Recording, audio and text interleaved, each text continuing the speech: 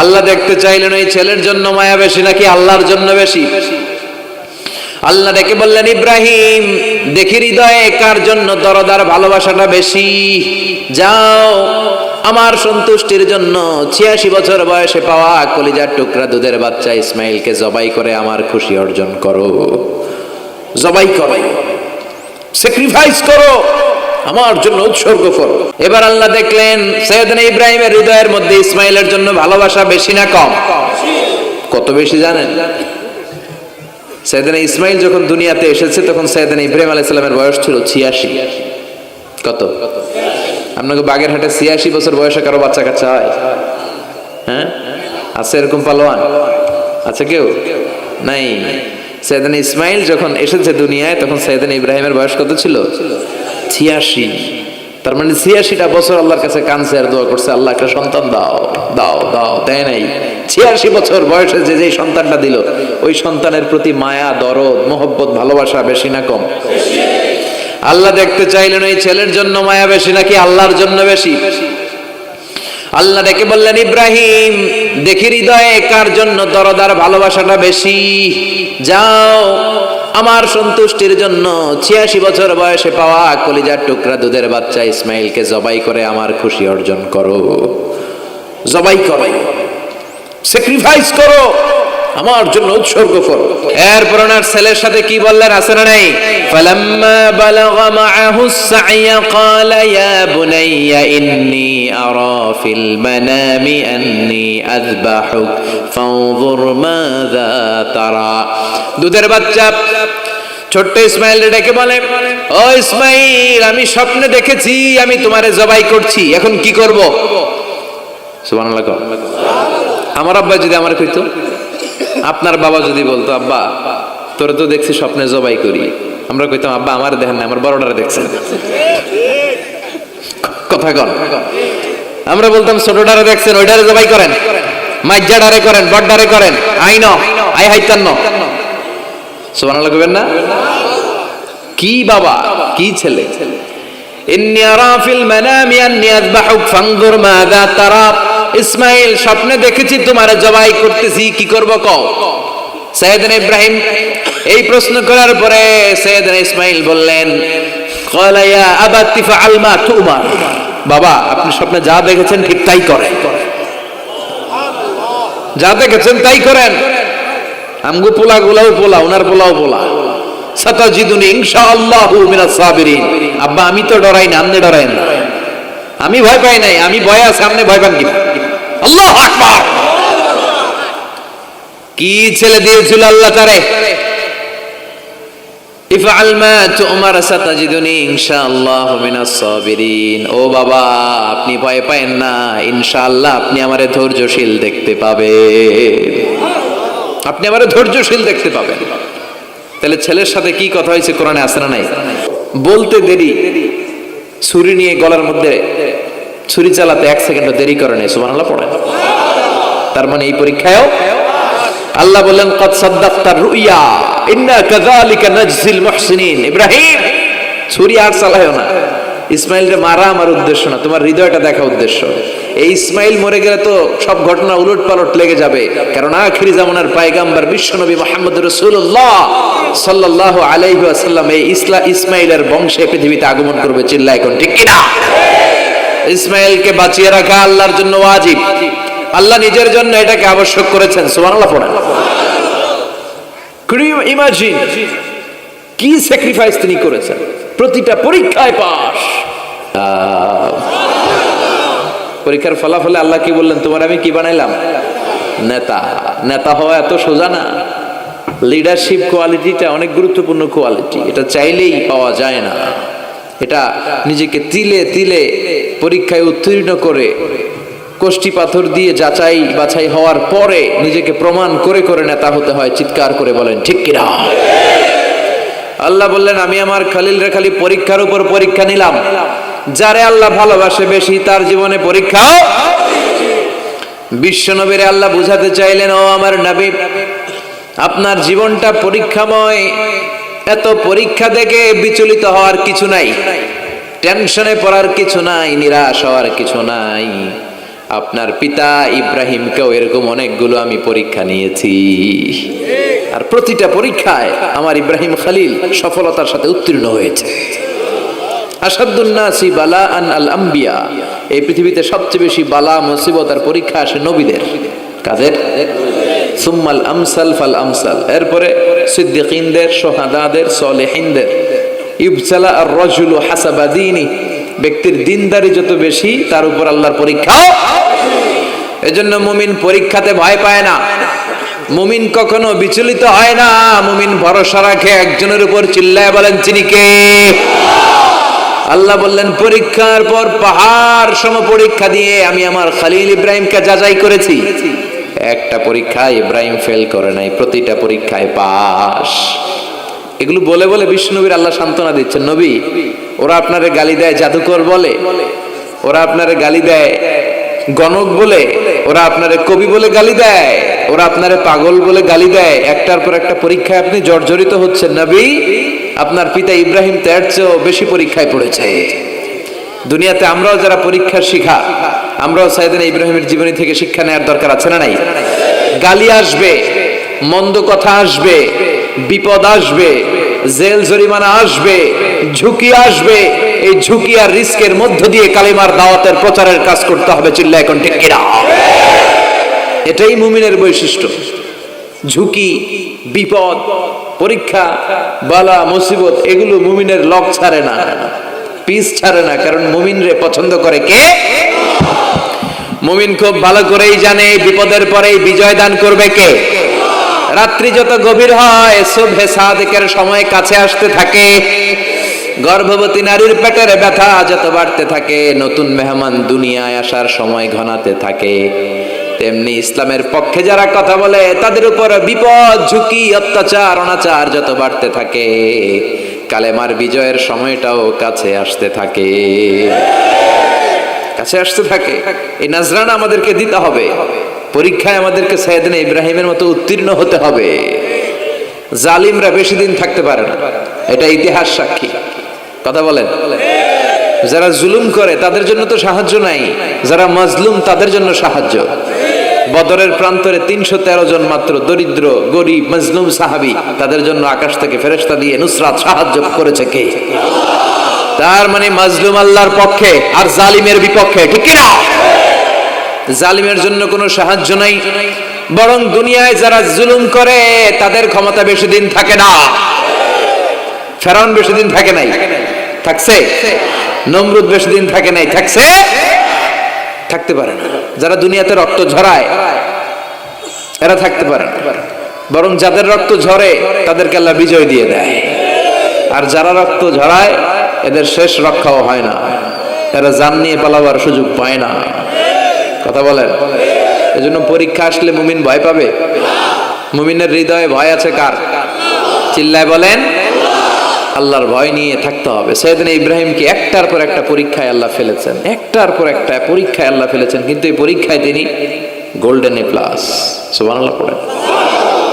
রব্বুল আলামিন বলেন, ওয়া ইয বিতালা ইব্রাহিমা রাব্বুহু বিকালিমাতিন ফাতাম্মাহুন্না ক্বালা ইন্নী জাইলুকা লিন-নাসি ইমামা। ও খলিল, একটার পর একটা পরীক্ষা আমি তোমার জীবনে নিয়েছি। বিশ্বনবীরে বললেন আমার ইব্রাহিমের উপর একটার পর একটা পরীক্ষা আমি নিয়েছি, ইব্রাহিম প্রতিটা পরীক্ষায় পাস। আর খুশি হয়ে আমি বললাম, ইব্রাহিম আমি তোমার নেতা বানায় দিলাম। আল্লাহ put Sayyidina Ibrahim in some tests and trials, and Sayyidina Ibrahim successfully overcome all the tests. Allah said, Ibrahim, I'm gonna make you the leader. Ibrahim আমি তোর লিডার বানাই দেব, এই ফলাফল স্বরূপ তোমার আমি গোটা বিশ্বের নেতা বানাই দিব। I'm gonna make you the leader. এজন্য সাইয়েদনা ইব্রাহিমকে নেতা বানাই দিলেন কে? একটার পর একটা পরীক্ষা তিনি দিয়েছেন। একটাও সাধারণ পরীক্ষা ছিল না, সব ভয়ঙ্কর পরীক্ষা। পরীক্ষাগুলো ছিল অগ্নি পরীক্ষা। পরীক্ষা নাম্বার 1 ইলকাউহু ফিন্নার, আগুনের পরীক্ষা। নমরুদ বলে, ইব্রাহিম ইমান ত্যাগ করো, না হলে আগুনে ফেলবো। কোথায় ফেলবো? সাইয়েদনা ইব্রাহিম বলে, আমার জীবন যাবে কিন্তু ঈমান যাবে। ঈমানের পথে অবিচল থেকে আমার মরণ যেন হয়। তোমারই কাছে মিনতি আমার, তোমারই কাছে মিনতি আমার, মহামহিম দয়াময়, ইমানের পথে অবিচল থেকে আমার মরণ যেন হয়। পড়ে না আমিন। নমরুদ বলে ইব্রাহিম ঈমান ছাড়ো, তা না হলে আগুনে ফেলবো। ইব্রাহিম বলে জীবন যাবে কিন্তু ঈমান যাবে। তার মানে পরীক্ষায় পাস, আগুনে ফেলে দেয়া হলো, ঈমান হারা করতে পারে নাই নমরুদ। তার মানে আগুনের পরীক্ষায় নাকি ফেল না পাস। পরীক্ষা নাম্বার 1। পরীক্ষা নাম্বার 2, আল্লাহ বললেন ইব্রাহিম কলিজার টুকরা সন্তান ইসমাইলকে আর প্রিয়তমা স্ত্রী হাজারকে মক্কার ধুধু প্রান্তরে রেখে আসো, যেখানে কোনো মানুষ নাই, কোনো পাখি নাই, কোনো প্রাণী নাই, কোনো খাওয়ার পানিও নাই, কেউ নাই, জনমানব শূন্য এলাকার মধ্যে ফ্যামিলির সবাইকে রেখে আসো, ইসমাইলরেও রেখে আসো, হাজারকেও রেখে আসো। কোনো টু শব্দ করলেন না। সাইয়েদনা ইব্রাহিম কিছু জিজ্ঞেসও করলেন না, বলার সাথে সাথে ওনার স্ত্রী আর কলিজার টুকরা বাচ্চাটারে মক্কার ধুধু প্রান্তরে রেখে দিয়ে আসলেন। এই পরীক্ষায়ও কথা বলেন, এই পরীক্ষায়ও আমাদেরকে যদি আল্লাহ বলে যাও তোমার সন্তান তোমার স্ত্রীকে রেখে আসো সাহারা মরুভূমিতে, পারবেন? হ্যাঁ, কি পরীক্ষা দিয়ে আল্লাহর প্রিয় হয়েছে। তার মানে আগুনের পরীক্ষায় পাস, ফ্যামিলি বিসর্জন দেওয়ার পরীক্ষায় পাস। আবার আল্লাহ বললেন ওয়াজআলনা ফি যুররিয়াতিহিন নুবুওয়াতা ওয়াল কিতাব, আমি খুশি হয়ে এই ইব্রাহিমের বংশের মধ্যে নবুয়ত দিয়েছি, আবার কিতাবও দিয়েছি। সুবহানাল্লাহ বলেন। তিনি নবুয়ত দিয়েছেন। পৃথিবীতে যত নবী আসছে সব সাইয়েদনা ইব্রাহিমের নাতিপুতি। সব কি বিশ্বাস হয় না? এই পৃথিবীতে যত পয়গম্বর এসেছেন তার 99.99% নবীরাই ওনার ছেলে আর নাতিপুতি। চিল্লায় পড়েন আল্লাহু আকবার। এজন্য ওনারে বলা হয় আবুল আম্বিয়া, father of the all prophets, সব নবীদের বাবা। ওনার বয়স যখন 86 তখন আল্লাহ সাইয়েদনা ইসমাইলকে দিলেন। বয়স যখন 100 তখন সাইয়েদনা ইসহাক আলাইহিস সালামকে আল্লাহ দিলেন। এইদিকে ইসমাইল, এদিকে সবাই বলেন এদিকে, এদিকে সবাই বলেন এটা, এটা ইসহাক। পৃথিবীতে যত নবী এসেছে সব ইসহাকের চ্যানেলে এসেছে। এই সাইয়েদনা ইসহাক আলাইহিস সালামের চ্যানেলে এসেছে। সাইয়েদনা ইসমাইলের চ্যানেলে নবী নাই, কোন নবী নাই, নবী ছাড়া চ্যানেল। আর এখানে যত হাজার হাজার লক্ষাধিক নবী এসেছে সব নবী ইসহাক আলাইহিস সালামের চ্যানেলে যারা এসেছে সব নবীরা অন্যান্যদেরকে বলে যাইতো, তার উম্মতকে বলে যেত যে সবশেষে একজন নবী আসবে, তিনি হবেন সর্বশ্রেষ্ঠ নবী, তিনি হবেন সর্বশ্রেষ্ঠ নবী। তো এদের এই চ্যানেলে এত নবী, এরা ভাবছে ওই সর্বশেষ নবীটাও এদিক দিয়েই আসবে। কিন্তু আল্লাহ হাজার হাজার লক্ষ নবী এই চ্যানেলে পাঠালেন, কিন্তু সর্বশেষ নবীটা এইখানে পাঠালেন না। সর্বশেষ চ্যানেলের নবীটা আল্লাহ এই চ্যানেলে পাঠাই দিলেন। সর্বশেষ নবীটা সাইয়েদনা ইসমাইলের চ্যানেলে এসেছে। এজন্য ওরা হচ্ছে বানি ইসরাইল আর আমরা হচ্ছে বানি ইসমাইল। সুবহানাল্লাহ পড়বেন না? উনার ধর্ম, উনার চেইন থেকে ইহুদিবাদ, খ্রিস্টবাদ, ইসলাম, এই 3 ধর্মের জন্ম। ইহুদিবাদও আল্লাহর দেয়া ধর্ম, খ্রিস্টবাদও আল্লাহর দেয়া ধর্ম, কিন্তু আল্লাহর দেয়া শরীয়তের উপর ওরা অবশিষ্ট থাকে নাই, থেকেছে শুধু ইসলাম। ঠিক কিনা? এজন্য আমরা প্রত্যেক নামাজে পড়ি গায়রিল মাগদুবি আলাইহিম ওয়ালাদ-দাল্লিন। ও আল্লাহ, গায়রিল মাগদুব, যাদের উপর তোমার রাগ ক্রোধ, তাদের পথ আমরা চাই না, ওরা হলো ইহুদিরা। ওয়ালাদ-দাল্লিন, আর যারা ভ্রষ্ট তাদের পথও চাই না, এরা হলো নাসারারা। 3 ধর্মের গোড়া সাইয়েদনা ইব্রাহিমের সাথে লেগেছে। এজন্য এই 3 ধর্মকে একসাথে বলে কম্পারেটিভ রিলিজিয়ন, তুলনামূলক ধর্মতত্ত্বের ভাষায় অ্যাব্রাহামেটিক ফেইথ। কি বলে? অ্যাব্রাহামেটিক ফেইথ বলে। এজন্য ওনাকে বলা হয় আবুল আম্বিয়া। সব নবীরা এই চ্যানেলে এসেছে। তার মানে সব নবী সাইয়েদনা ইব্রাহিমের নাতিপুতি। আবার এই প্রতিটা নবীর জন্য আল্লাহ তাআলা আকাশ থেকে কিতাব নাজিল করেছেন। চিল্লায় বলেন ঠিক কিনা? আল্লাহ বলে ইব্রাহিম তোমারও আমি কিতাব দিলাম। সাইয়েদনা ইব্রাহিম আলাইহিস সালামের উপর কিতাব আছে না নাই? ওই কিতাবের নাম কি? কে পারে? ইন্না হাযা লাফিস সুহুফিল উলা সুহুফি ইব্রাহিম ওয়া মূসা। সুহুফি ইব্রাহিম, সাইয়েদনা ইব্রাহিমকে আল্লাহ তাআলা সহিফা দান করেছেন। চিল্লায় পড়েন আল্লাহু আকবার। আবার এই নবীর নামে আল্লাহর কোরআনে একটা সূরা আছে না নাই? কথা কন, কি নাম সূরা? সূরা আলিফ লাম রা। কিতাবুন আনজালনাহু ইলাইকা লিতুখরিজান নাসা মিনাল যুলুমাতি ইলান নূর। সুবহানাল্লাহ পড়েন। আলিফ লাম রা। I have revealed this holy and sacred book unto you in order to lead the mankind out of darkness into the light. ও নবী, আমি এই কিতাবকে আপনার কাছে পাঠিয়েছি অন্ধকারাচ্ছন্ন মানুষগুলোকে অন্ধকার থেকে আলোর দিকে নিয়ে যেতে। এই কোরআনের ভেতরে আলো আছে না নাই? সবকিছুর সমাধান আছে না নাই? সমাধান চাও যদি জীবনে মরণে, ফিরে যাও খুঁজে নাও চোখ রাখো কোরআনে। সুবহানাল্লাহ পড়েন। চোখ রাখবেন কোথায়? নাকি মোবাইলে, না টিভিতে, না এটিএন বাংলার পর্দায়? আসিতেছে আগামী শুক্রবার রঙিন পর্দায়, চোখ রাখুন এটিএন বাংলায়। এটিএন বাংলায় চোখ রাখবেন? কই রাখবেন? সমাধান চাও যদি জীবনে মরণে, ফিরে যাও খুঁজে নাও চোখ রাখো কোরআনে। ঠিক কি না? If you want the solution this dunya and akhirah, go back, have a look to the holy Quran. সুবহানাল্লাহ পড়েন। কি নবী আল্লাহ বানালেন, ওই নবীর নামে আল্লাহ একটা সূরা দিলেন। আবার আল্লাহ বললেন, ও দুনিয়ার মুসলমানেরা শোনো, তোমাদেরকে মুসলমান বলে নাম করেছে সাইয়েদনা ইব্রাহিম। ঠিক কি না? আবার এই নবী সাধারণ কোন নবী নয়, এই নবী হলো তোমাদের জাতির পিতা। আমাগো জাতির পিতা কেডা? কথা কন, আরো জোরে সবাই মিলে বলে, মিল্লাতা আবিকুম ইব্রাহিম হুয়া সাম্মাকুমুল মুসলিমিন। মিল্লাতা আবিকুম ইব্রাহিম, তোমাদের জাতির পিতার নাম, আমাদের জাতির পিতার নাম ওয়া সাম্মাকুমুল মুসলিমিন, তিনিই তোমাদেরকে মুসলমান নামকরণ করেছে। আবার আল্লাহ বললেন, আসলিম ইব্রাহিম, তুমি সবাইরে মুসলমান বানাও, আগে নিজে মুসলমান হও। আসলিম ক্বালা আসলামতু লিরাব্বিল। ও ইব্রাহিম, তুমি মুসলমান হও বলার সাথে সাথে ইব্রাহিম বলে, আল্লাহ দেরি নাই, আমি মুসলমান হয়ে গেলাম। ইহুদিরা দাবি করতো সাইয়েদনা ইব্রাহিম নাকি ইহুদি, নাউজুবিল্লাহ পড়বেন না? খ্রিস্টানরা দাবি করতো সাইয়েদনা ইব্রাহিম নাকি খ্রিস্টান।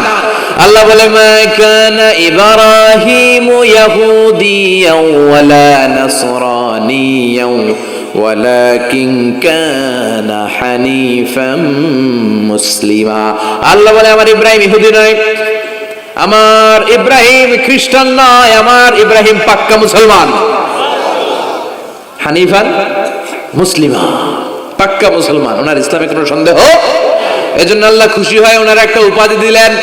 উপাধিটা হলো লা হালিম। ইন্না ইব্রাহিম লা হালিমুন আওয়াহুম মুনিব। আমার ইব্রাহিম সহনশীল, আমার ইব্রাহিম ভদ্র। সুবহানাল্লাহ বলেন।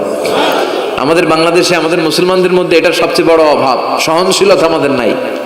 কথা কর, নিজে যেটা বুঝি ওইটাই। আমি তাবলীগ করি, আমি মনে করি আমি হক, বাকি সব বাতিল। এই সমস্যাগুলো বাগেরহাটে আছে না নাই? হ্যাঁ, আমি যদি জামাত ইসলাম করি, আমি মনে করি আমি হক, বাকি একটা দল আমি হক বলতে চাই না। আছে না এরকম? আমি আহলে হাদিস, সো আমি হক, আর বাকি যা আছে সব বাতিল।